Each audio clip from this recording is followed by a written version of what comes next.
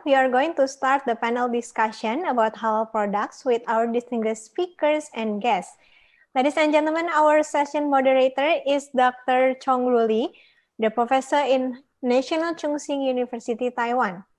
With him, there will be joining panelists who are Mrs. Asako Shimazaki, the Executive Officer cum Head Food Department Orohin Keikaku Co. Limited, Japan. And also Dr. Rika Ampuhadiguna, the professor from Andalas University, Indonesia. Dr. Amirul Afif Muhammad, the Deputy Dean of Faculty of Business and Management in University Technology Mara, Malai, Malaysia. Also, Dr. Muhammad Nasir Muhammad Desa, the Director of Halal Products Research Institute in University Putra Malaysia, Malaysia. And we have Dr. Mamun Habib, the professor in Independent University in Bangladesh. Ladies and gentlemen, the panel discussion is available in 2 languages, English and Japanese, so you can choose the language you prefer by using the button down below. Without further ado, Professor Lee, it's your time to start the panel discussion. Please welcome. Thank you, Stephanie. Okay, so now it's time to have a panel discussion for this halal topic. And it's our new innovation to put new topics every year in the IAIC conference. And this year we choose halal because it's a huge market. Okay, so many people in the whole world who has a Muslim religion. So we think it's a huge market for agriculture in the near future, even right now. So it's a pleasure to have the audience to be here with us on air. And we have a very strong panelists from all over the world, from Japan, from Indonesia, from Malaysia, and Bangladesh. And today, the speaker from Saudi Arabia, he has something to do, so he cannot join us, but that's fine. If you have any question, just email us, then we will send it to him. So first, let's welcome Ms.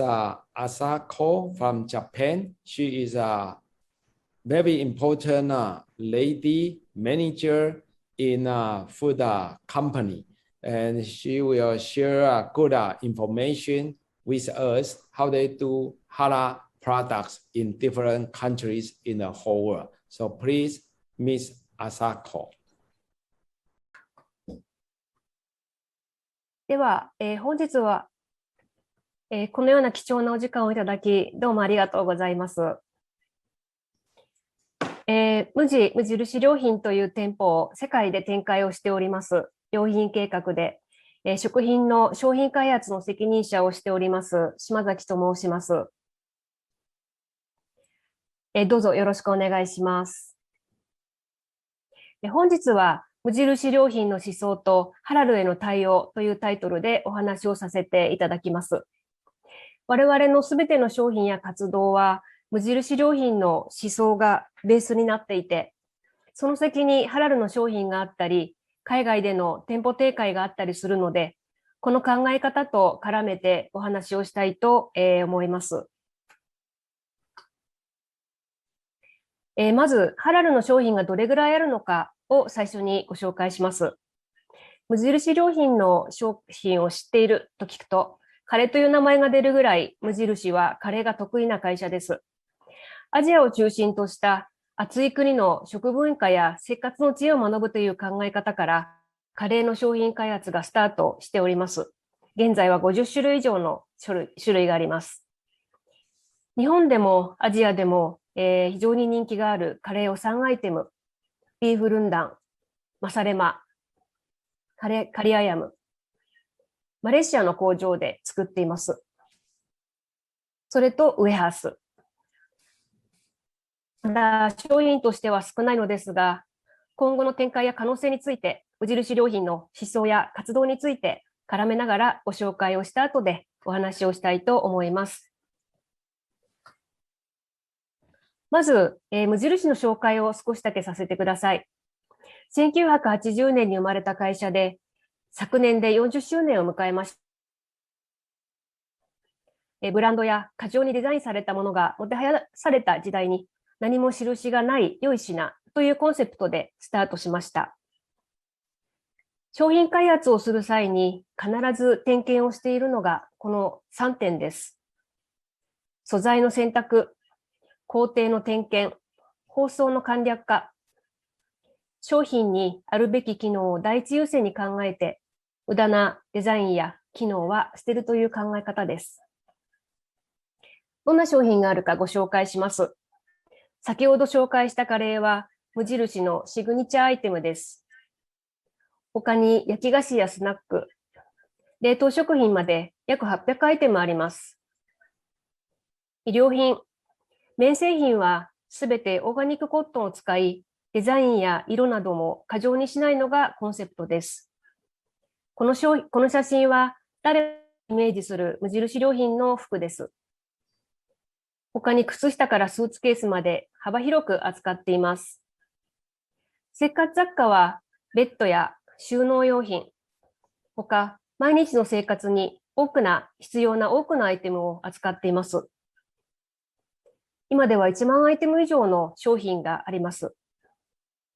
売り場はこのように商品を集積して作られています。余計なディスプレイや宣伝はできるだけ少なくし、商品が主役の売り場です。店舗はグローバルで約1000店舗。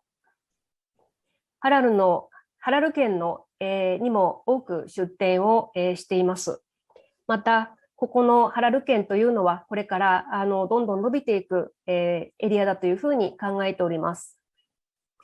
一部のフラッグシップを紹介しますと、東京、上海、パリ、ニューヨークなどです。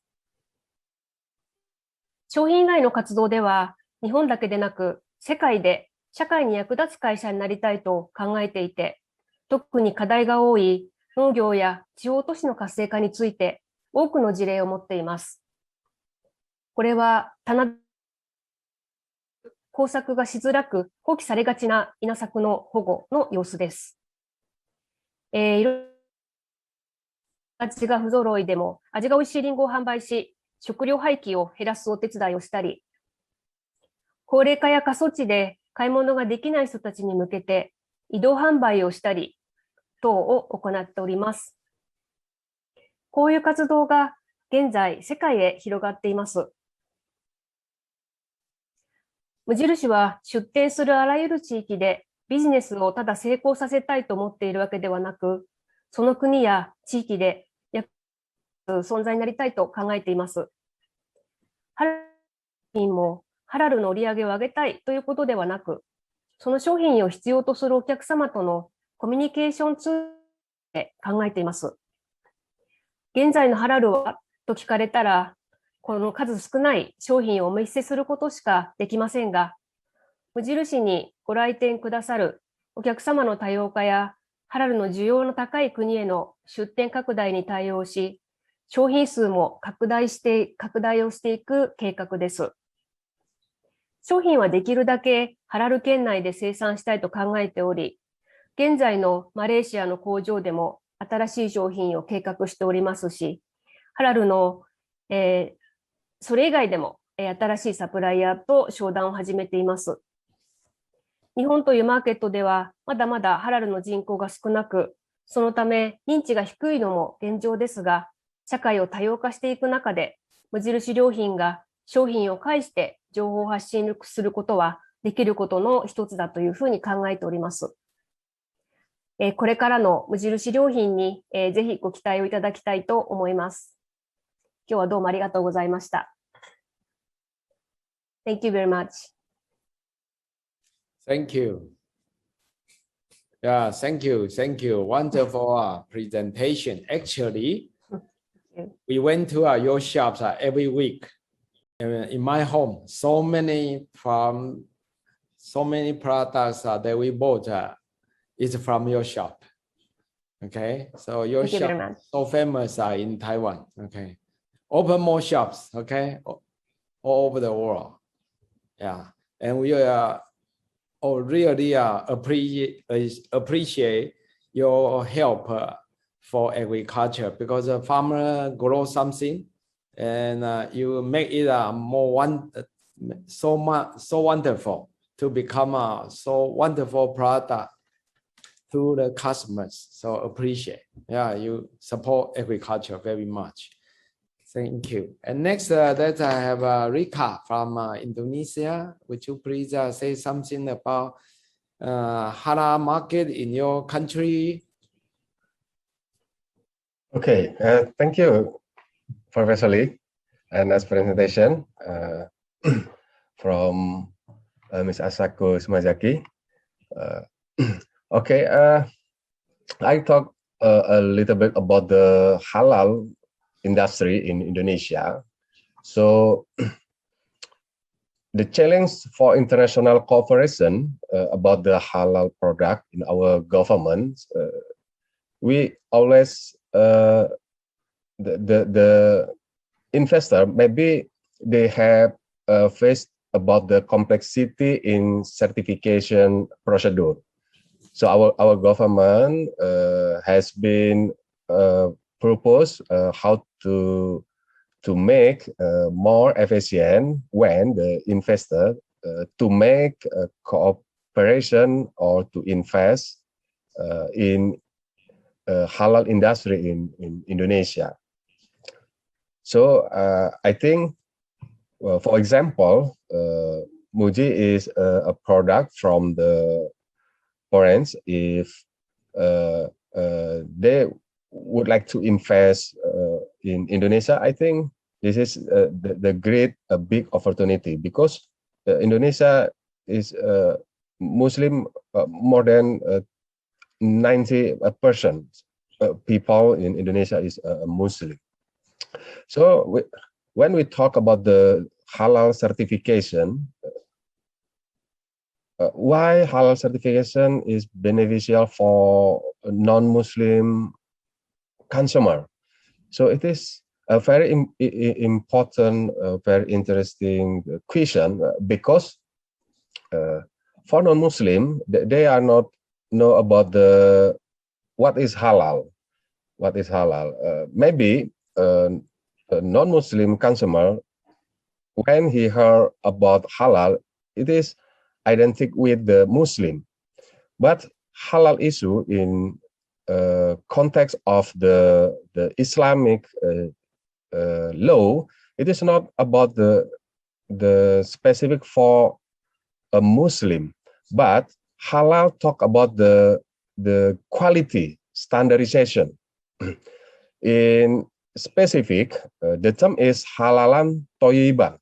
Halal talk about the materials, and then toyiban talk about the how to process according with the hygienic standard. We talk about the quality. The term is halalan toyiban.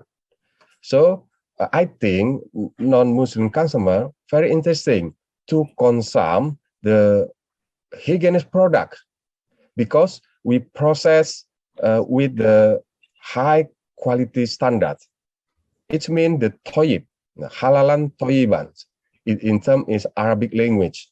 Okay. The last one I would talk about the opportunity and challenge in our country, about the how to support halal industry investment. We have some opportunity. First one, the government still encourage to make halal standardization by international community. So the government support the establishment of the International Halal Authority Board. And then Indonesia will join the standard of Meteorology Institute for Islamic countries. And then the government intensively disseminate of halal regulation at the World Trade Organization. I think this is the big opportunity and challenge for domestic investor, or I think this is a good situation for investor from foreign. I think that's my opinion, Professor. Thank you very much. Yeah, thank you. Thank you, Rika. And we also have experts from Bangladesh. Would you please say about your halal market in your country, and please say it sweet, short, and precise, because our time has a limitation. Thank you. Thank you, Professor Lee. What I like to say in this way, though Bangladesh is the second largest Muslim country, and here more than 90% people are Muslims. So if you see the scenario of Bangladesh, we assume that all products are here halal. And usually, you know that if you think like animals perspective, there is some restriction for the halal food. So we are maintaining this one. But officially, halal certification is not very popular in our country. Though there is some private organization, they are working on that. But still, what I said, that is not very popular, like the Malaysia, Indonesia. Even if you look very carefully nowadays, we notice that there is a halal products, not only food product, like the cosmetics, toiletries, medicine, they're mentioning the halal certification.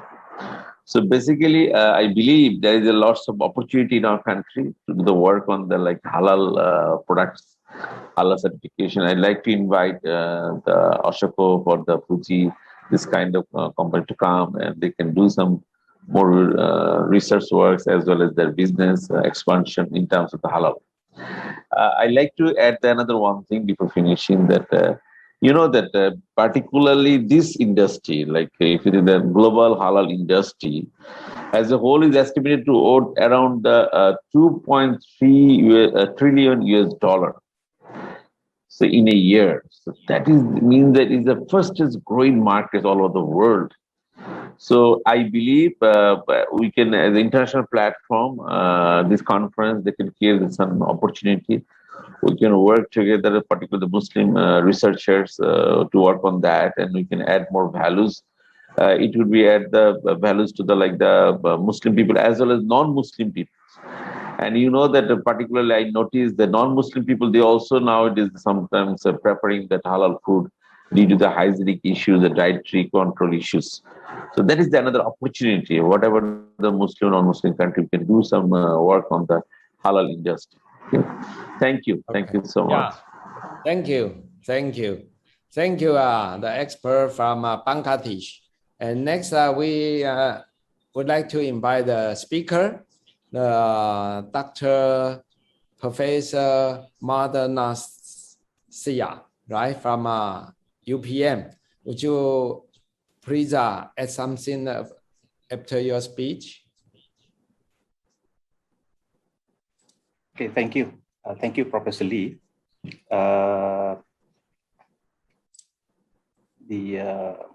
the panelists, organizers, sponsors, and also my gratitude to Ms. Sharon, representative at Malaysia Friendship and Trade Center, Taiwan. So what are the challenges for international cooperation in halal products? I would say one of the main challenges, I think Professor Rika already mentioned earlier, one of the main challenges in halal product trade is the presence of various halal certification agencies in different countries. In fact, in a single country, there are more than one halal certification bodies.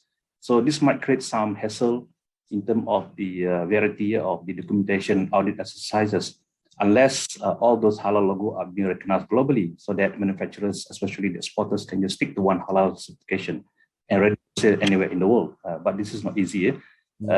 Can we come up with one standard for the whole world? Well, that would be the best solution at a certain extent. But will we get the willingness from all stakeholders and players? Probably that would be something for everyone here and out there to ponder on this matter. But in Malaysia, JAKIM, the authorized agency, the only authorized agency to certify halal products manufactured in Malaysia. And it is not mandatory, it's a voluntary basis, but the demand for halal product is driven by the majority Muslim population here. And in our halal assurance process, we emphasize good management and good management of conduct and traceability along the supply and production chain, and as well as supervised and monitored by certified Muslim halal executive or Muslim workers, depending on the scale of business. So And in addition, in Malaysia, the objective of halal certification is not just about the halal status related to unlawful impurities or nudge, but it is also on the safety and legitimate practices according to various regulations that are currently being imposed. So therefore, halal certification is an added value which complements with other regulations on the safety and cleanliness aspects of the products. Okay. So this will benefit not only Muslim, but humankind as a whole. Thank you. Yeah. Thank you. Yeah, thank you for your 18 material. And we have one more expert from Malaysia too. His name is Dr. Amura Afi. So would you please share your information? All right. Thank you, Prof. Lee, for your kind introduction. Basically, I will view halal from the perspective of Islamic finance, and I will share with the point that if we look in terms of the ecosystem of halal, then we'll see that Islamic finance is part of the component of a wide halal ecosystem. So what if we see recently, there are many calls, especially from the proponents of Islamic finance, to have the Islamic finance integrated into the halal ecosystem instead of become one of the components. So Islamic finance should become the catalyst or the only core financing for the halal industry, especially in Muslim majority countries and if possible in other countries. However, there are issues that we need to consider if this will be made as mandatory. For example, as part of the halal certification, it will be perhaps discourage halal request or submission from the non-Muslim, and also even for the Muslims entrepreneurs who already have or engaged with conventional finance. But from another perspective, which is from the perspective of Islamic finance, they will spur the development of Islamic finance industry. And what we will have in the future is that a comprehensive Islamic ecosystem or halal ecosystem, whereby it's not only the product or the ingredients or the logistic and supply chain, but also the what we call it, the background of the industry, or the Islamic or the finance part of the industry that being assisted by the Islamic finance. So this is something that needs to be considered in the future, because there is a demand or towards that. So that will be my thought, probably. Okay, thank you.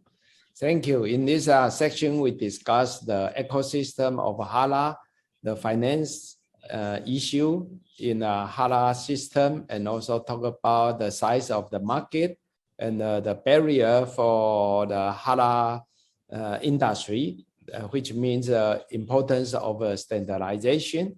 And we also have the business company from Japan, Muji, to share what they do for the halal market. Really appreciate your knowledge sharing. I think all the audience enjoy your discussion very much. So I think we will end here for this section. So it's time to take photo together, right? Yes, Stephen. Professor Lee. Thank you, Dr. Lee, and also all panelists. To end the session, as Professor Lee already mentioned, we would like to take group photo. So please, everyone, look at your camera. We are ready to take photo in 3, 2, 1. Smile. Again, one more. 3, 2, 1. Smile. Okay, thank you again, Dr. Lee, and